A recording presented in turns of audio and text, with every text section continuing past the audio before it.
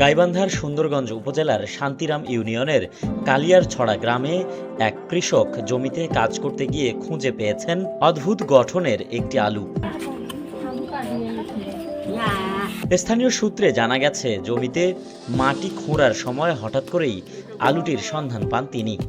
আলুটির আকৃতি অনেকটা মানুষের হাত ও পায়ের মতো হওয়ায় বিষয়টি এলাকায় ব্যাপক কৌতূহলের সৃষ্টি করেছে।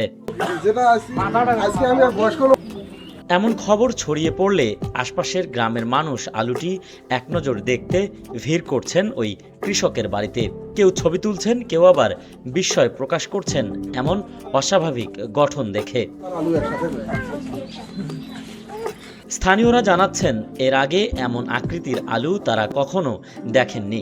বিষয়টি নিয়ে এলাকায় আলোচনা সমালোচনার ঝড় শুরু হয়েছে। Desk report, RNB news.